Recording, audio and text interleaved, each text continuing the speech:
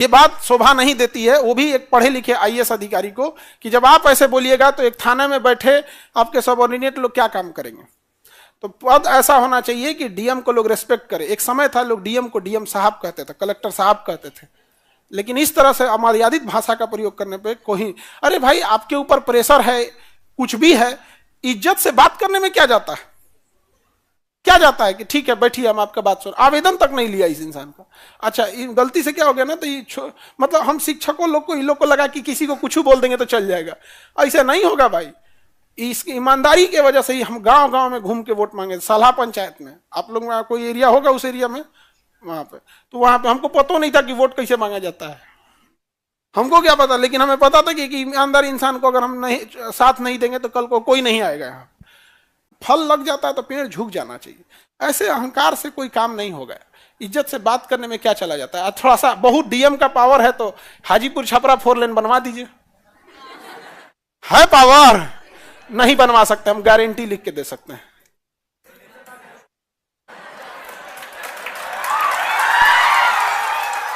नहीं बना सकते हैं, समझ में गया, नहीं बना सकते हैं।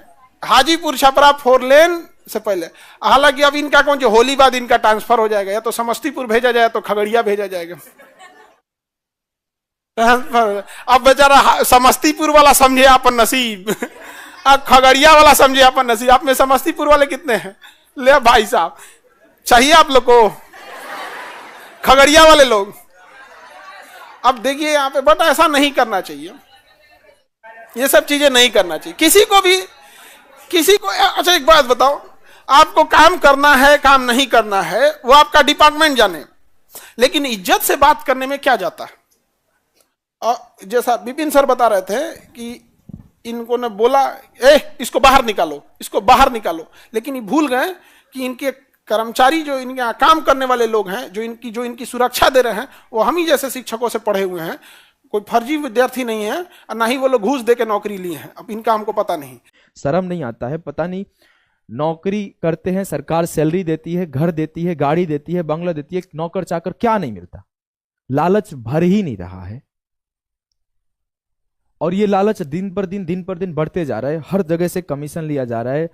कोई अगर सामने आ रहा है जो अच्छा काम करना चाहता है, जो खास करके अपने गांव का, अपने पंचायत का भला करना चाहता है, उन लोगों को बैड ट्रीटमेंट दिया जा रहा है।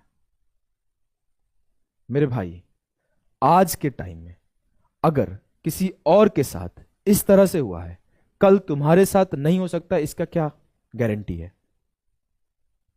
कल ये किसी ये दूसरे तीसरे क्या बात करूं, अपने सबऑर्डिनेट्स के साथ ये सही से नहीं बात करते हैं। इनके खिलाफ इनके सबऑर्डिनेट आके प्रोटेस्ट करते हैं कि सर हमें बदतमीजी से बात की। राजस्थान से आए हैं सर, राजस्थान की दिक्कतों का तो उनको पता नहीं है, यहां का क्या ही संभालेंगे। और यहां 10 साल से एक ही जगह पोस्टेड है, इनका पोस्टिंग नहीं हो रहा है। इनको पता भी नहीं होगा कि किस गांव में, किस घर में खाना बना है कि नहीं बना है, किस घर में बच्चा भूखे पेट सो रहा है। ये तो अपना अच्छे से बढ़िया सा कुर्सी, एसी चलता होगा प्रॉपर 16 डिग्री पर, निकलते होंगे, कार का गेट कोई और खोलता होगा, फिर बैठते होंगे पीछे, फिर कोई गेट खोला तो निकल गए, जाके चले गए घर में। हाथ में खाना, हाथ में पानी आ रहा है, और जो जा भी रहा है तो उसका छाती सीधा तो बहुत दूर की बात है, वो इसी तरह से झुके रहता है। और यही सब कारण है कि दिमाग में घमंड भर जाता है। और वो घमंड रावण को भी हुआ था और उसका विनाश हो गया। वो घमंड जिसको हुआ है उसका विनाश हो गया। और खास करके जो सच्चे ईमानदार लोगों को प्रताड़ित करता है, मान सकता हूं कि आज उसके मन में कुछ भी खुशी मिल जाए बोल के, कल उसका जीवन बर्बाद होगा ही होगा। विपिन सर, आपके लिए रिस्पेक्ट पहले भी था, आप अच्छे अच्छे कदम उठाए हैं और आज भी है, और हमारा एज ए टीचर के नाते हम लोग आपके लिए हमेशा सपोर्ट करेंगे। कोई भी आदमी जिसको जनता के पैसे, जनता के टैक्स के पैसे से सैलरी मिलती है, वो मालिक नहीं है। मालिक वो होता है जो सैलरी देता है। तो मालिक कहीं ना कहीं जनता है, और उनकी बातों को सुनना ये आपका कार्य होगा। और खास करके जनता के प्रतिनिधि का, अगर उस पंचायत की जनसंख्या 6000 है और उस पंचायत को विपिन सर रिप्रेजेंट करते हैं, तो उनकी बातों को सुनना भी आपका काम है। क्योंकि ये अकेले की बात लेकर नहीं आए थे, ये 6000 लोगों की बात लेकर आए थे। और हो क्या रहा है दोस्त मेरे कि अगर कोई भी समस्या से ये जूझ रहे हैं, जब इनसे हम बातें करते हैं, कभी कभार हमारी बातें 3-3 घंटे तक चलती है, 4-4 घंटे तक चलती है, और 4 घंटे जब ये अपनी बातों को समझाते हैं, हम लोग जब समझने की कोशिश करते हैं चीजों को, तो पता चलता है कि ईमानदार लोगों का कोई जगह नहीं बचा है। जो ईमानदार लोग हैं उसका कोई जगह नहीं बचा है। आप अगर इंदिरा आवास में पैसा नहीं दीजिएगा तो आपका इंदिरा आवास पास नहीं होगा। आप मनरेगा के जो अलग अलग पैमाने हैं उसको फुलफिल करना संभव नहीं हो पाता है, जिसके कारण विकास का कार्य ये करना चाहते हैं लेकिन कर नहीं पाते हैं। बहुत सारी अड़चनें लगती है। तो हमारी जब इनसे बात हुई तो इनका एक ही कहना था कि ईमानदार लोगों को काम करवाना विकास का बहुत ही ज्यादा मुश्किल है। तो हम यही कहेंगे सब लोगों से, सरकार हमारी है, हम सरकार के हैं, अफसर भी भारत के ही हैं, हम यही कहेंगे मृत्यु अंतिम सत्य है। अगर आप नहीं जानते हैं तो यह समझ लीजिए कि मृत्यु अंतिम सत्य है। इसलिए आप कितनों धनार्जन करके रखिएगा और गलत करके रखिएगा तो सबका हिसाब होगा। हम ये नहीं कहते कि आप धन अर्जित नहीं कीजिए, लेकिन सही तरीके से किया गया धन अर्जन सही है। गलत तरीके से धनार्जन कीजिएगा, बाल बच्चा गड़बड़ा जाएगा, सब पैसा चला जाएगा। मृत्यु अंतिम सत्य है। इसलिए अपने मोरल वैल्यू को जगाइए। जो लोग अफसर हैं वो अपने मोरल वैल्यू को जगाइए। अगर आपका मोरल वैल्यू मर गया है तो कभी जीवन को समझने की कोशिश कीजिए।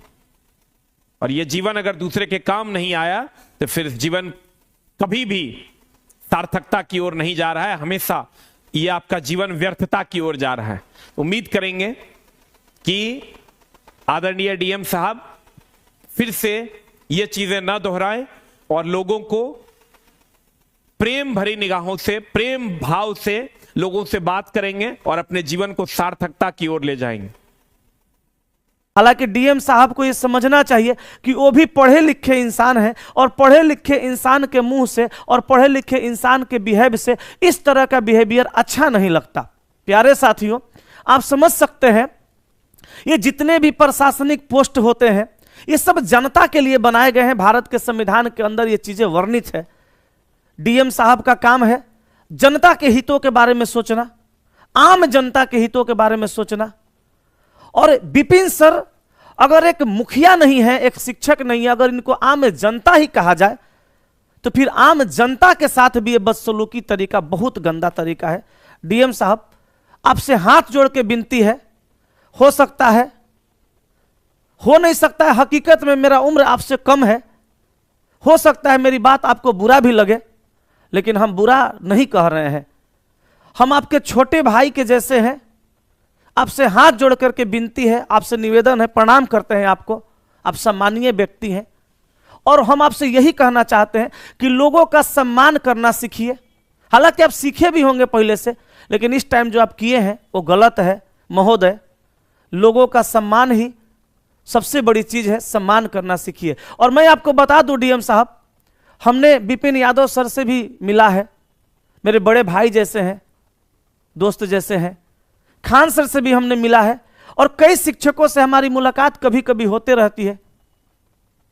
और हमने देखा है, बड़े नजदीक से इन लोगों को देखा है। अरे शिक्षक तो ये लोग अच्छे हैं ही, इंसान भी बहुत अच्छे हैं।